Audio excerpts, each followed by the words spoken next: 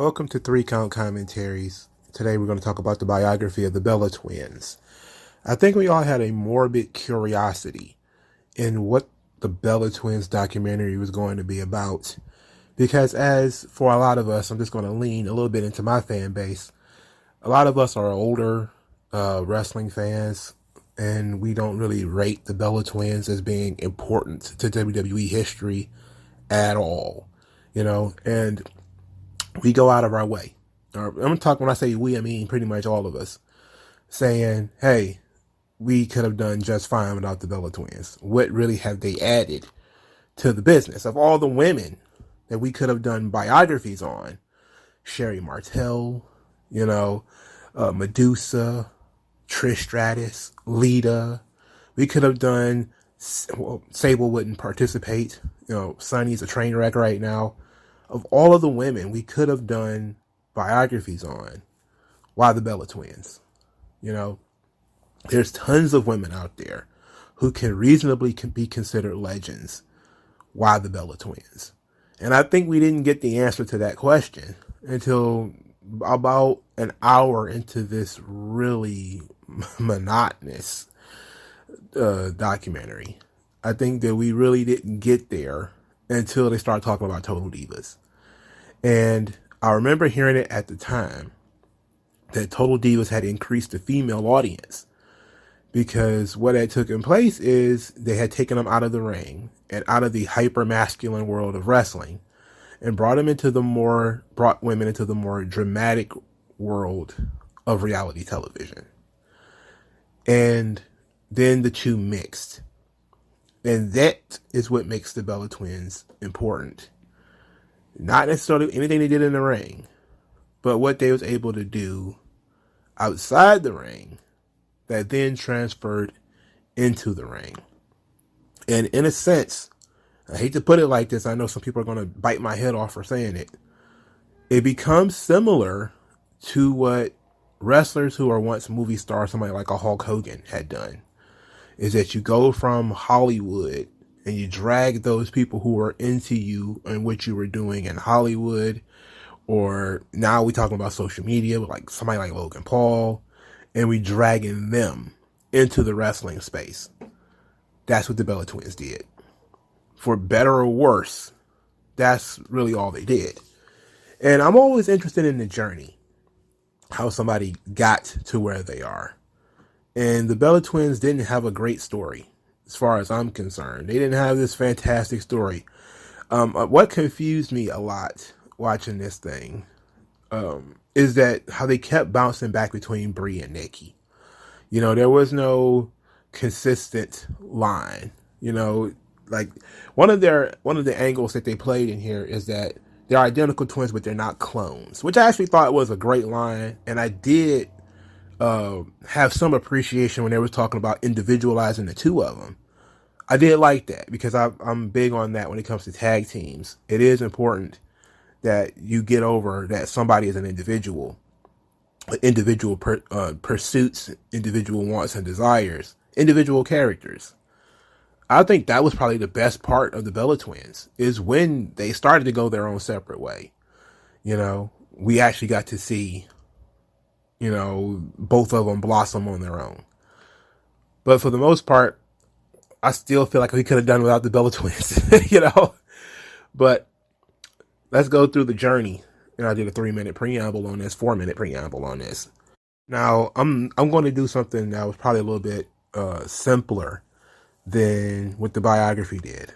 And I am going to pick one of the Bellas, and we're going to follow through her story first, and then we're going to go through the story of the other one. All right, so it seemed like they tried to evenly split, both girls. So I think they leaned on Nikki a little bit more. She had more of a story, I think. So, of course, they're twins. And at the very beginning, they set up the difference between Nikki and Brie by saying that, Brie Bella is one that trouble finds her, while Nikki is one who goes out and searches for trouble. And then they start telling the story of basically how that occurs, how does that personality flow through the story. And then we learn, let's start with Nikki Bella. that Nikki was sort of the outgoing one. She was the party animal. And that when she was younger, because she likes to party, she liked to go out, she ended up getting drugged and raped on 2 different occasions. Probably the only time, well, not the only time, I mean, who knows if we ever have any other female biographies where rape is such an important part of their lives. But she was raped apparently on 2 different occasions. When she was 15, she was drugged and raped in high school. She said she was a virgin at the time. And she was drugged and raped again at 17. And this caused for her to fall into a little bit into a depression. They also had some problems at home with an abusive dad. She got into it with her abusive dad. She left home, her and Brie, they ran away from home and refused to come back until their dad had left. Then they made a special note that life improved when dad was gone. Well, it's like, well, if he was a drunk and he was abusive, yeah, probably I could see that. But I'm always leery of people who say, oh yeah, my life got so much better when my dad was gone. Oh yeah, speaking of dads, John Laurinaitis did not appear in this at all. So I know a lot of people who were sitting back waiting to see if Johnny Ace would even be mentioned. He was not. This is no doubt a new cut of this biography in which left out Johnny Ace. Anyway, so Nikki played soccer throughout her entire life, and then we see another pattern that we would gain later is that Nikki is always the one who's getting hurt. Nikki shattered her shin in high school and lost a lot of opportunities to go to college and was kind of floating through life, not sure what she was going to be able to do. When they were 18, the girls left Arizona, moved to San Diego, where they became Hooters waitresses. That means that WWE has hired 3 different Hooters waitresses, at least that we know of. We need to keep a running number, because Liv Morgan was also a Hooters waitress. So 3 Hooters waitresses. I'm pretty sure there are more out there.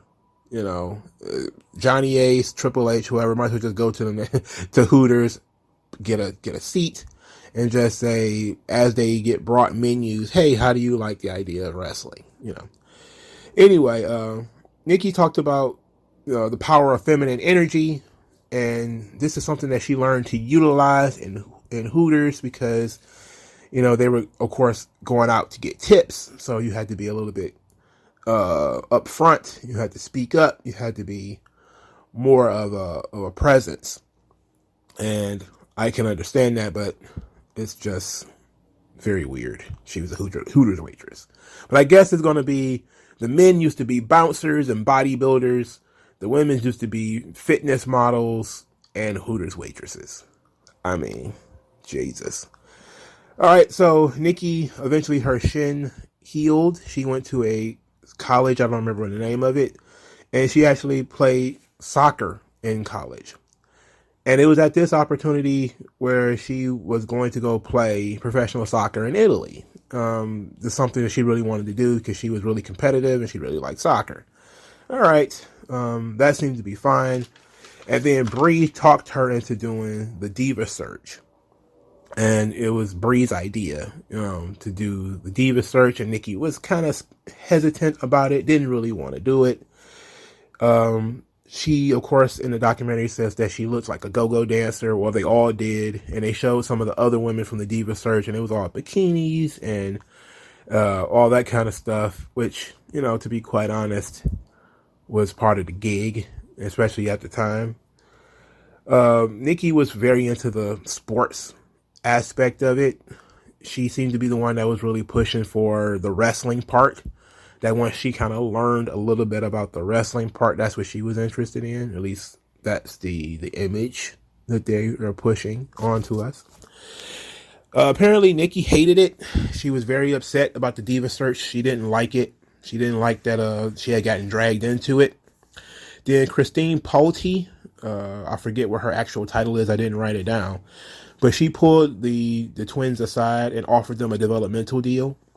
They were sent down to Deep South Wrestling. They gave some credit to Bill DeMott, even though they didn't talk to him at all. I know why they didn't talk to Bill DeMott. It's because, WWE has an awkward relationship with Bill DeMott. where they hired him on 2 different occasions to be to run the developmental, and each time there was tons of complaints. I did a video on the developmental series, so you can actually go through that yourself. He said, well, Nikki said that they knew in their hearts at this point that they wanted to be pro wrestlers after they had gone through certain wrestling in Deep South and got a little bit of a taste of it. Then they were offered to move to Tampa, to FCW, where they learned under Dr. Tom Pritchard, and they had really pushed him to do night classes. So during the day, they will learn holds, basically wrestling, and then at night, during the night classes, that's when they will learn the show business part, the presentation. And they talked about a lot of the hate they used to get from women, teaching them, basically bullying them and hazing them, and saying that they were taught wrong. That, they were taking forearm shivers legit to the face, and people were trying to get them to quit. This is at this point where I couldn't separate Nikki from Brie, so we're just going to say them because this is part of their story. They talked about Chrissy Vane and Natalia both accepting them, and Natalia, of course, being one of their peers, says, hey, they knew all about the fun stuff, the entertainment part. I knew about the wrestling part, and there was kind of an exchange there where they taught Natalia about, makeup and, the entrance and everything they had learned from Dr. Tom. And she taught them the wrestling part, which is, of course, she grew up with in terms of being in a Hart family. Chrissy Vane was one that popped out at me, though, because I had never actually heard of her. So I did a Google search during a commercial. And it turns out this is the wife of Connor of the Ascension. She actually was in WWE developmental for a short time. And then she quit. I think she quit because her father died. I think her father had a stroke or something like that. And then she realized she didn't want to be on the road as much. And I think she ended up, of course, ended up having children. But she was an independent wrestler who kind of gave the Bella Twins the big thumbs up in terms of it would have been nice for them to bring her out here so that, we could actually hear her tell her story herself. But a lot of this was the Bella Twins talking about other people and you not really getting to hear from them, which is, it's become a departure in this biography series that we're not talking to other people as much, which, I think Gorgeous George kind of blew up the spot last year, Bubba the Love Sponge and all those people, because we're not getting a wide variety of people talking this time, which, is what made the biographies interesting last time, is we got so many different people and so many different voices. But now it's just these people telling their story with B-roll and some of the other stuff, with photos and stuff like that, which I guess is fine. Nikki is perpetually injured, as we learn throughout this biography. And she tells the story of Sweet Papi Chulo punching Jack Swagger in the head. And his head, after being punched, bashed her in the nose and broke her nose and blacked her eye. And so now when Brie has to make the debut, because she's the one without the broken face, Nikki has to be the one under the ring so they could do the Twin Magic segment. And they glossed her up with tons of makeup so that it wouldn't be visible. But that's how Nikki made her debut. She was hiding under the ring while Brie worked the match. And they did the Twin Magic, of course, to get out of it. They talked about being hazed. This was another thing. This was in, I think, 2008 when they made their debut. They were forced to change in the bathroom. They also got picked on for wearing bell bottoms because somebody else was wearing bell bottoms at the time. They also got told they couldn't wear certain colors. This is a typical WWE hazing thing where, the guys don't want you leaning into their gimmick. But it's also not a WWE thing because you will see somebody like like Taz on Twitter talk about, the orange and black. That's kind of his gimmick. And he doesn't really like when other people wear orange and black. Even Matt, by God, Taven with the purple and white thing. He's, he has an ego about that. So we see guys, they like to have their sort of territory and people. And so it makes sense that the girls will kind of have it too. So, them being kicked out of the locker room It would have been nice if we'd have found out why, outside of, well, they're just diva search girls, because I'm just kind of like, suspicious, But they seem to be setting them up like the girl versions of The Miz, where they kind of just wanted it a lot more, and, they wanted to be part of the business. So they got forced to change in the locker room, the bathroom. They refused to let them use the locker room. And of course, they tell the story of the two of them being caught in boyfriend storylines, and the separation of the twin magic, them being revealed as being twins. Then it became, well, we don't know what to do with them now that we revealed that it's two of them. So they started doing the boyfriend storylines, and they were attached at the hip, and they were always dressed the same, looking the same, talking the same, in the same segments, etc. So that's not a giant chunk of the story, but that's an important piece that they were kind of lost in the shuffle, but they were interesting because they were twins. And that's what WWE was leaning into is, hey, we have two of the same girl, essentially, and utilizing that. And Nikki says how she wanted to be a wrestler, and she kept being told, not really, that's not really their spot. So they spent 2 years hanging out with the celebrity guest hosts, in which one of the worst eras of Raw in history is the celebrity guest host era. It was really bad. But it was an opportunity for them to stay on TV, because staying on TV is very important in WWE. Because if you're not on TV, the fans will forget that you exist, which is absolutely true. That is a fact. If you're not on TV, I will forget that you exist. So they got me pegged. They got me figured out. So they talked about the revamping of the WWF Superstars show, the relaunch. And I believe this is actually something that I've seen other people talk about, is that nobody wanted to work on this show. That people actually openly dodged working on this show because it was non-canon. It didn't factor at all into anything that's going on Raw or SmackDown. So it's basically, you're going out there, you're taking bumps in front of a cold audience, and you're not really getting a chance to work any storylines or anything like that. But the Bella Twins wanted to work, and this was their opportunity to learn how to wrestle and to really lean into character stuff. And so they took it and wrestled on this show a lot. I don't know that that's true, because I didn't watch Superstars. So somebody who watched Superstars during this era, let me know whether this was true or not. So the Divas title was introduced in 2011. At the time, Stephanie says, oh, it was a great idea. It was something special for the women, because I don't think they had a women's title anymore. Or Stephanie kind of explained it, and I think in a little bit more of a smarter way than I would have thought. That they were looking at divas in terms of like Mariah Carey and Aretha Franklin, and big personality. That means like a woman who is ambitious with a big personality.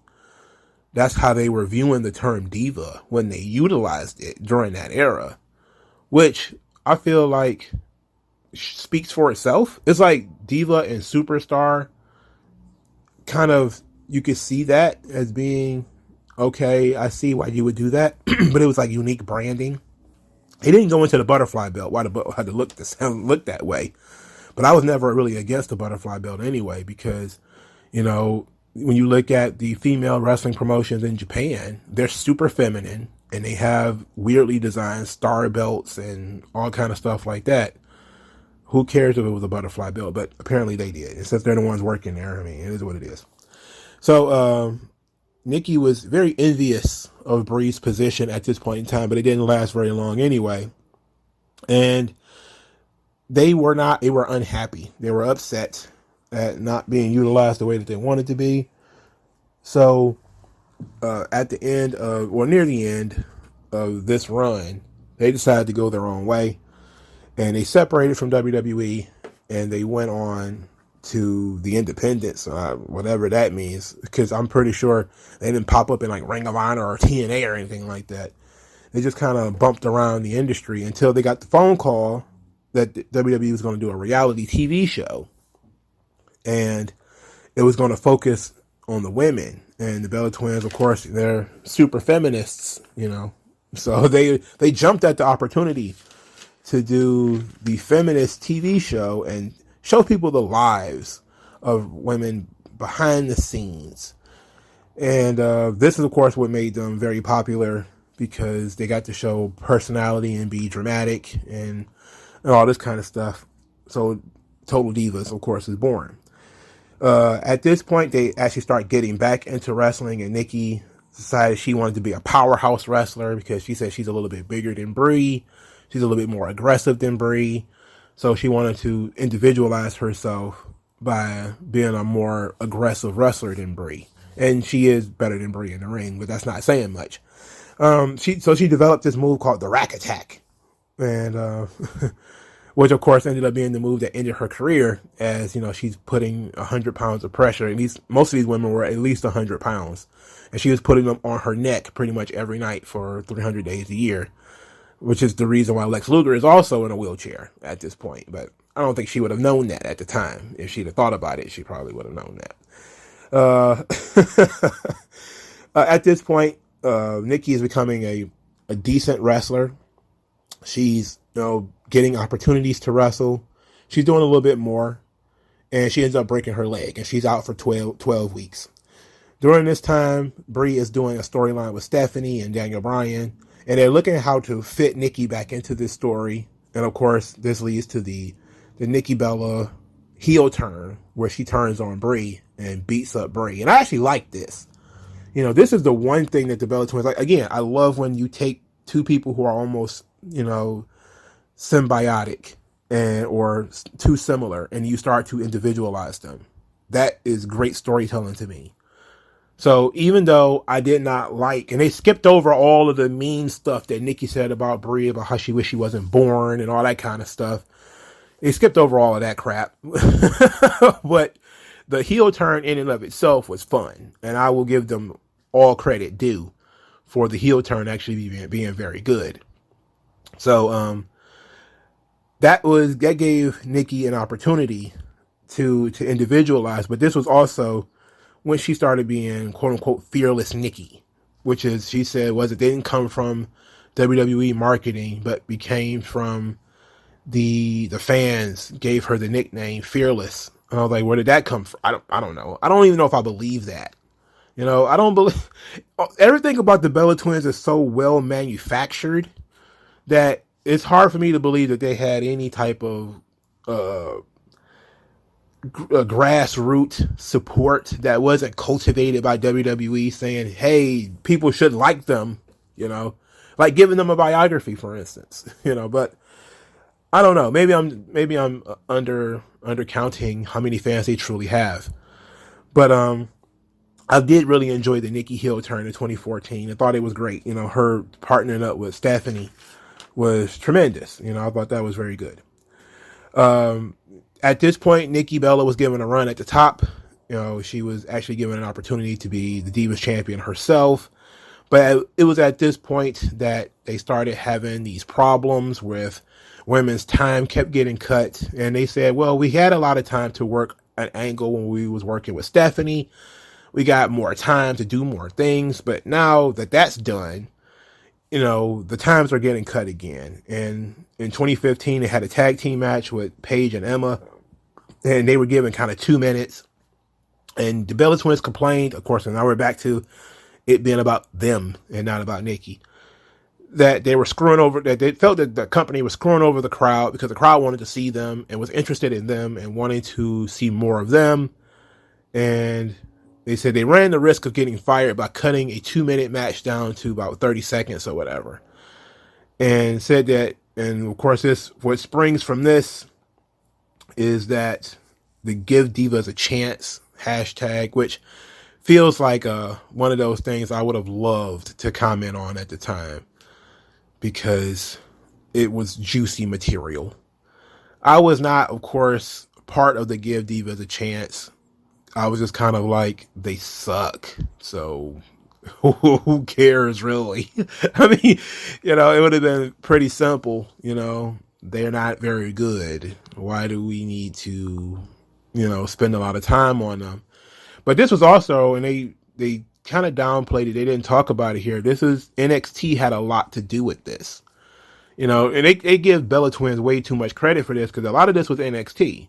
Paige and Emma, especially, were two women who were given a lot of time in NXT to develop characters and develop storylines.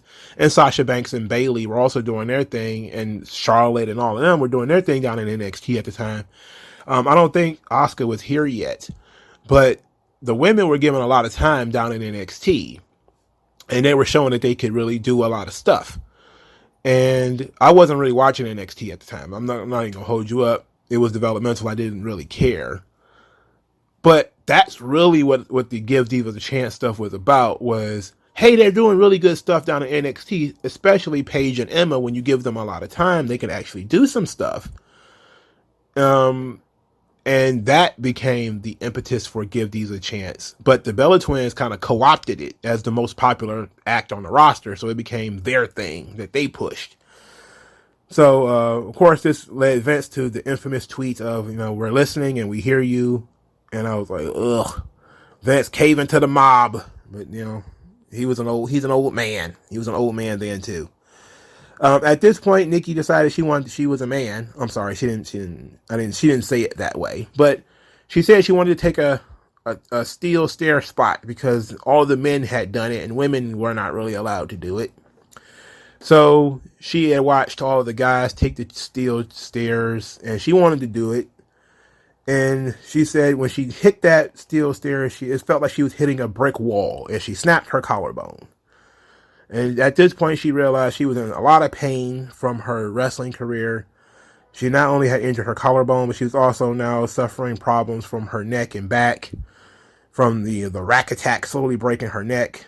So at this point, she had to have a bone fusion, a surgery in her neck, which forced her into a retirement. So at this point, both of the Bella Twins are essentially pushed into retirement. They talked about how they felt empowered, that they helped eliminate the Divas Championship in 2017, even though we know that was more of another push from the women in NXT, that they, especially Sasha Banks and some of the other ones, they wanted to get rid of the Diva name, the Diva title, even though they want to act like Divas. They don't want to be called Divas. In 2017, this, of course, was the Nikki, Bella, John Cena in-ring proposal that was super cringe. It remains today one of the cringiest segments I probably have ever seen. It looked like somebody had put a gun to John Cena's head in this situation. It just seemed like somebody just had like a giant cannon behind him, like, you will do this. You will do this. You will get on one knee and propose to this girl in front of the world. So John did it because John is, he's John. He's going to do business. And at this point, John Cena's kind of like, I've done everything that I'm possibly going to do. So Nikki believed that the audience was so into it and they were caught up in the love story because they had seen it on Total Divas. So now it was something that was bleeding over into WWE TV. And they were finally starting to acknowledge the John Cena and Nikki Bella relationship on TV, even though they kind of avoided it up to this point, So Nikki started to say, okay, and this was kind of an ugly breakup because I remember people talking about it a lot, and I actually looked it up because I felt like, all right, the way they were telling the story here was kind of weird, but they said Nikki broke up with John Cena, and she got a lot of hate for it because she said, quote, I took away their fairy tale ending, and that she took away something that she was okay with for a happier future, and that fans got too invested in the storyline, and she got a lot of hate for dumping John Cena. And they showed the public breakup of them, which I guess took place on Total Divas. I never watched the show, so I don't know. Of course, I looked it up, and Cena doesn't really talk that much about it. It wasn't that important to his life. It was very important to hers. It wasn't that important to him. He had, done other things than, bang Nikki Bella. But that show didn't make John Cena look very good. From my understanding, I know a lot of people who watch Total Divas and say that John Cena came across like an absolute asshole on the show. Like, I've seen the clips where he had like the rules for the house Like, that's the only thing that I've seen is like him and Bryan Danielson in the house, and there was like 100 rules for living in John Cena's house. And I also know that John Cena would not comment over whether that was scripted or whether that was that's how he really is. So I'm gonna run the risk of saying that basically they scripted John Cena to turn heel, but it was on Total Divas, not on not on wrestling, not on the actual wrestling show that, you know, children watched, but on Total Divas where the women watched, where he got to be the super controlling boyfriend and super judgmental and super controlling. So when she broke up with him, it was supposed to be an empowering moment for Nikki. And that's kind of how it's played in the biography, is that, you know, she took control of her own life. John Cena he's a man who cares more about his career. He didn't really want to have a family. She wanted to have a family. So she took her ball and went home. And it's like they maintained the storyline from the TV show. And I don't know if that's true or not, or if that's real or not, but that's the information that I have. So that's the information that I got. It's hard to believe that Nikki Bella walked away from all the money that John Cena had because she wanted to have kids. But that's the story that we're given. All right. So that's the story that we got. I can't refute it or, you know, go around, you know, and say anything else about it. So that's the case. Anyway, she met that Artem, weird last name guy on Dancing with the Stars. They got married. They have a baby. Nikki is invited back to WWE to do Evolution. She's going to work in the main event against Ronda Rousey. And she talks about how this is her Oscar. This was her moment. And she felt like this was the pinnacle of everything that they had been working for up to this point in time. And Stephanie said that they sold out the Nassau Coliseum with this women's show. And I remember it looking so dark in there. It looked like an off-Broadway play. I'm not sure that building was sold out. And I'm pretty sure if I looked it up, I didn't care to, they probably didn't sell this building out.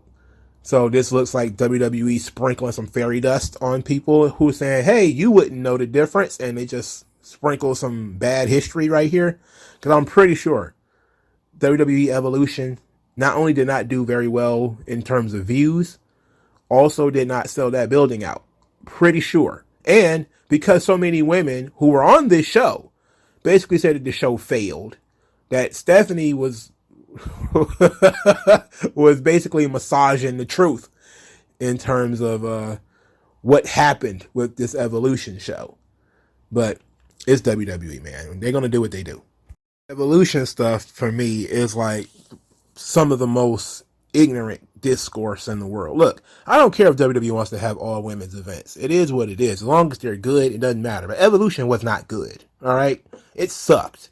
And the card was, to me, poorly put together. You know, I don't remember anything from the show outside of the Becky Lynch, Charlotte Flair last man standing match, because it was the only thing I think that had any significant storyline built towards it.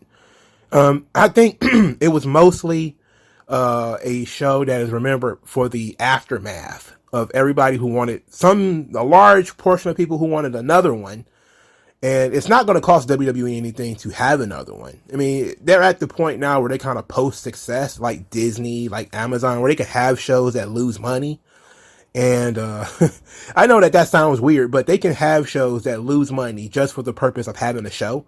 Like Tribute to the Troops is one of those things. I don't think Tribute to the Troops draws at all.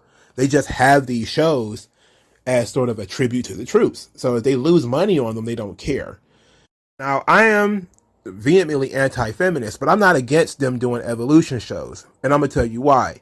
I am against feminism that takes away something from men. I am not against feminism that adds something for women.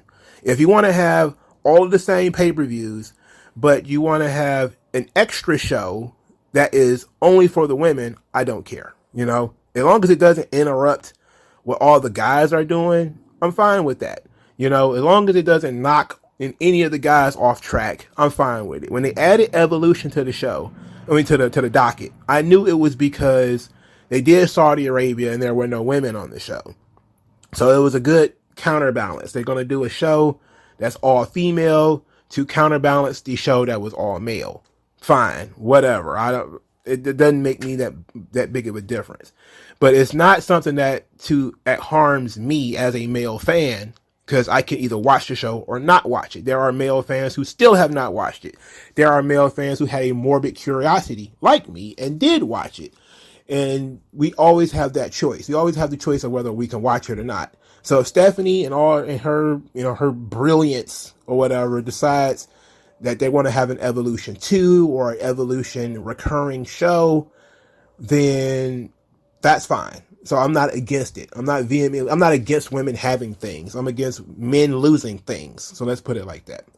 But everything about Evolution is an absolute boondoggle. It was a boondoggle, and they won't admit that it was a boondoggle. All right, because telling the truth, which Mickie James, of course, I think Maria Kanellis, I think they both came out of this thing telling the truth, that people within WWE told her that it was an epic failure, that it didn't make any money, and that women's wrestling don't draw. And it was like, oh, so a guy had the temerity to tell you the truth, and so you go on a podcast and then complain about it. Oh, he had the nerve to tell me the truth. Then they had Empower, and Empower probably lost a bunch of fucking money too. Again, didn't mind it. It was an added show. Didn't take away from anything. It's not like, they're going to replace a show that I actually care about for Evolution. They're not. They're probably more likely just going to add a show to it. And they could turn it into a charity show if they wanted to. How about doing it in Breast Cancer Awareness Month and turn it into a charity event? That's within Stephanie's wheelhouse if that's something that they wanted to do. But the Evolution show, man. Oh boy, I talked about that way more than I should have. Anyway, after Evolution, they only talked about a little bit about Nikki going into the Royal Rumble. And this was the first time she had wrestled since, her neck fusion, but also since she had her baby.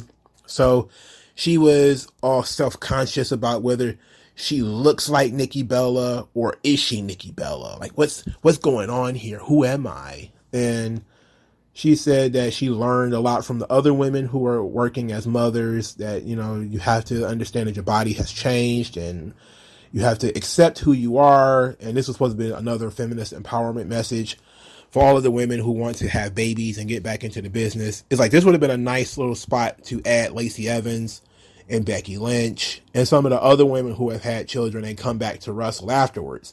But again, we don't get a lot of people actually adding to this stuff anymore.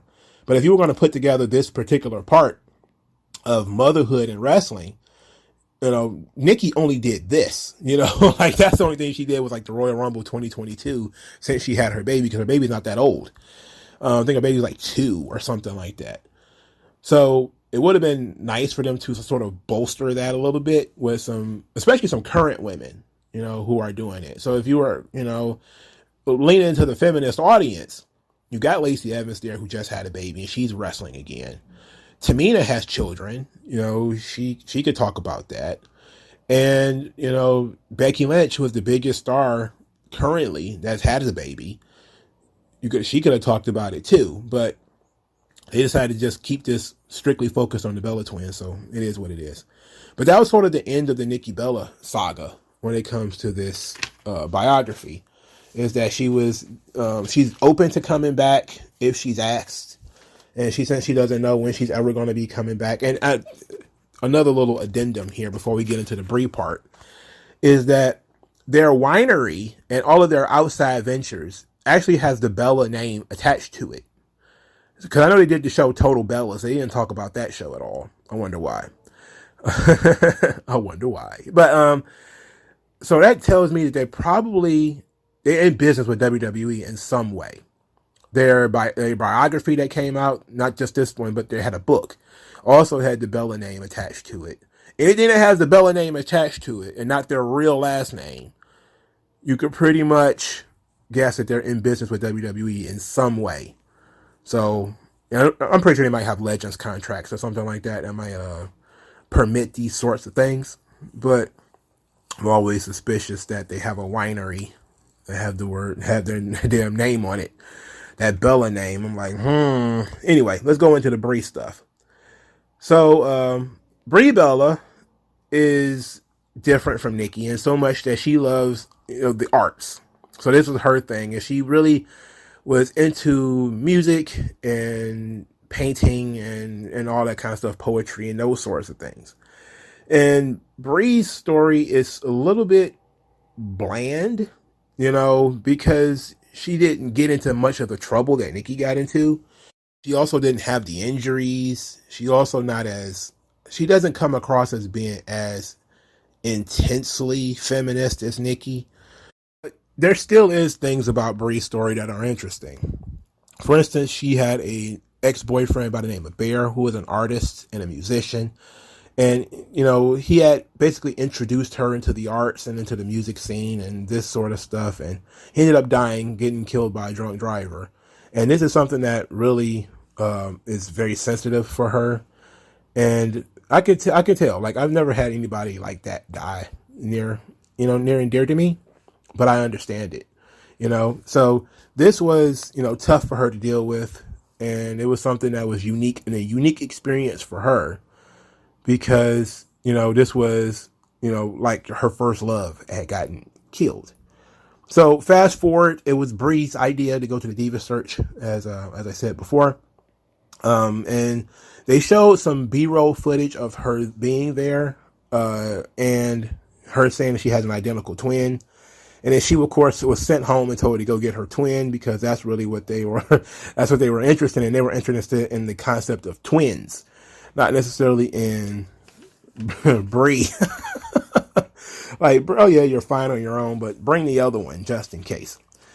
So, they said that Brie is the one who made her in-ring debut first because she was the one with the non-broken face.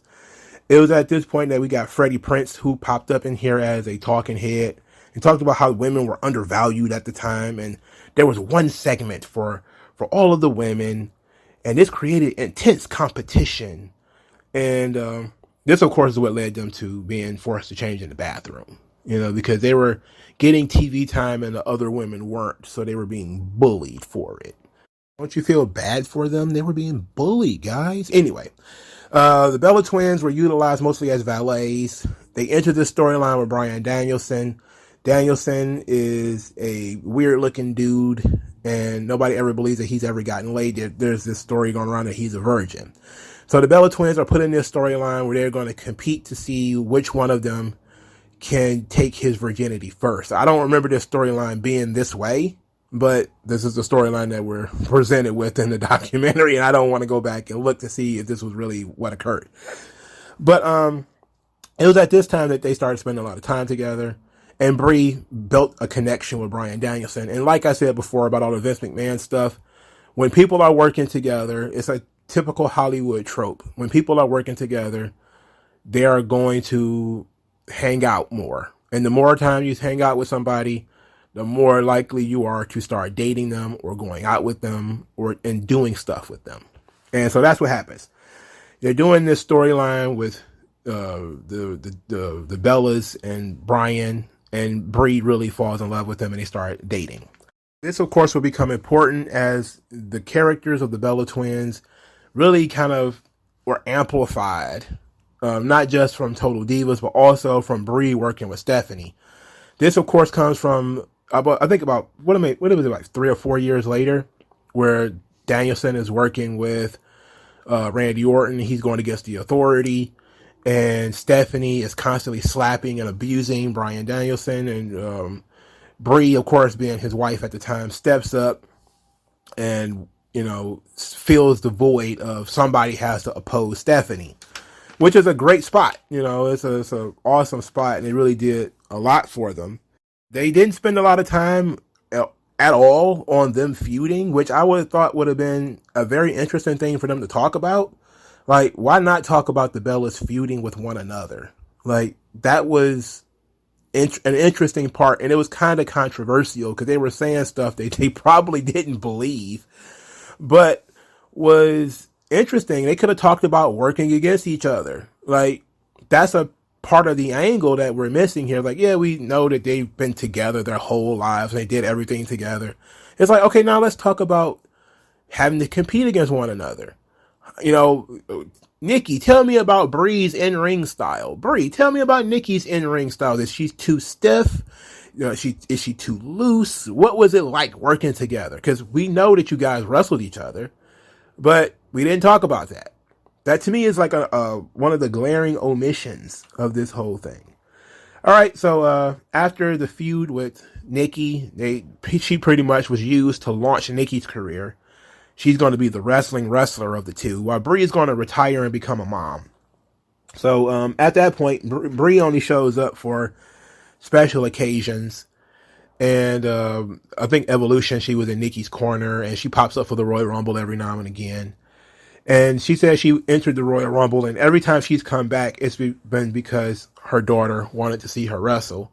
And since, her wrestling career was before her daughter was born, she kind of pulled a Bill Goldberg and decided to get back in the ring so her daughter could see her. But that was basically the Nikki Bella story is, hey, it was my idea to do the Diva Search thing in the first place. Hell yeah, I got to win the title first, but I wasn't really that much of a wrestler. They talked about Brie mode, but I didn't care what that was because it was awful. Brie is the worst. She is so bad. And it's bad because I think she's the one that I actually like more than Nikki. Nikki's the better wrestler, but I think Brie is probably the nicer woman. If I had to hang out with one of the two Bella twins, I probably would want to hang out with Brie more than Nikki. But she is awful as a wrestler. She is not good. Not good. And so it was interesting. The other interesting thing is how close they are, but apparently they live across the street from one another and they're always together. So that they're like this foursome, and they show some clips of Artem and Brian, and they're in the house with the girls, and they talked about how him and Artem, they don't have any real authority in the household. I'm like, oh, Brian, you're only in this documentary to talk about how beta the two of you are. And no wonder John Cena didn't marry any of these girls. He's kind of like not beta. He's laying down the ground rules in the house, being positioned as being the jerk. And Danielson's kind of like, whatever, do what you do. But I would have liked to hear about him more too. Like, I feel like this biography could have been much better if they'd have leaned into some of the controversies, like their stepfather being John Laurinaitis, and whether that might have benefited their career. The feud against each other and some of the stuff that they were told to say to one another. Bryan Danielson leaving WWE and going to AEW would have been an interesting thing to talk about. How did that affected their relationship with WWE? Because there were times where they were said that they were uninvited from places because Nikki she wasn't with John Cena anymore, and Bryan Danielson had left. So they felt like they were being kind of cut off from WWE. And to me, that's an interesting story to tell. Like, what they left on the cutting room floor. And I get it. John Laurinaitis is in the news for all of the wrong reasons right now.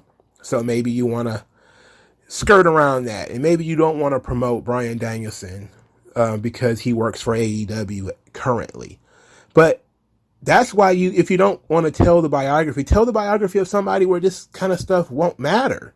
Tell the biography of somebody where you can actually go into some detail and, they not come out looking completely and totally spotless. It's like, in order for these stories to feel good, they have to have a down period. And it seemed like the down period for Nikki and Brie was just, oh, WWE wouldn't do what we wanted them to do. We wanted to wrestle more. We wanted to do stuff for women, and we kept getting resistance and all that kind of stuff. So WWE doesn't have a problem turning themselves into the heels, as long as it doesn't, because they get to talk about how, there were people within the company who didn't believe in them and all that kind of stuff. They're fine with being the heels in that regard, but they don't want to take the L in terms of, really challenging the viewer with some of the more controversial stuff that was going on at the time involving the Bella Twins, which to me feels like would have been prime material to talk about, especially since there are so many other people who are involved. Like, and it's so much more interesting than some of the other stuff that they did talk about. Like, I don't want to, belittle their lives too much. And yes, you don't want to talk about the men too much. But, Brie feeling like she wasn't really involved in wrestling anymore, her feeling like she was sort of pushed to the side because Bryan left. That's something that you can bring, you could talk about, because you could say at the same time, Nikki probably felt the same way when she broke up with John Cena, you know? And you could also talk about, hey, them asking us to do this biography or being involved with this project made us feel like we're really part of the history, we're really part of something, and maybe we were wrong to feel that way, or whatever the case may be. But avoiding some of the difficult subjects or some of the more fun subjects, is just, it makes it it made it painful to sit through. It was painful to sit through. I just got tired of hearing about these civil rights leaders. You know, I just got so tired of listening. It's like somebody did a documentary on Martin Luther King. Oh, it was my dream that the women would have their own championship belts, and it was my dream that they would have their own pay-per-view. It's like, oh, God. Ugh. Look, we know that they were just Hooters waitresses. There was no talk of them watching wrestling as kids. There was no talk of them being fans before. Look, I'm not one of those people. Again, my favorite wrestlers were not fans when they were young. So I'm not going to not use that against them. But the wrestling part didn't come up until they saw wrestling as an opportunity to do something for a living, you know, to get into show business. And yes, it would have been nice if they'd have told the truth and said, you know what, wrestling probably would have been an opportunity to jumpstart into an acting career or something like that. At least tell the truth, you know, and you could actually sell going into WWE to some people who might want to do it later on, you know. That would have been fine for me. And so what? You're going to piss off a lot of the people who see that you're just going to use the business anyway. They already believe that. They already think that. But it's always an option because the guys do it. Steve Austin did it. The Rock did it. You know, Roman Reigns is likely going to do it. Almost every wrestler of any type of repute, hell, Kurt Angle and Rob Van Dam, they've done movies. Nathan Jones has done movies. Like, hey, yeah, we saw this as an opportunity to, you know, jumpstart, you know, an acting career, but we really loved it and we really wanted to be involved with it. Like, yeah, that's fine. Like, let's dig into some of that stuff. They just went the bland route. It sucked. This thing was painful to sit through. It was painfully boring. It was painfully boring. And if I had to sit through it, I'm going to talk about it. All right. So what did you guys think? Did you even watch this? I know some people didn't. This was the one time I forgot to mention they talked about trending on Yahoo because there was no Twitter at the time. I noticed that they were not trending on Twitter. I think they trended on Twitter later, like in like 1 a.m. or something like that. I guess when the West Coast started to really pick it up, it started to trend on Twitter, the Bella Twins. But as I was watching the show, because their whole thing is the social media following, I didn't see a lot of social media following for them. But I don't know. What do I know? Let me know what you guys thought. Like, share, subscribe, and I'll talk to you guys later. Peace out.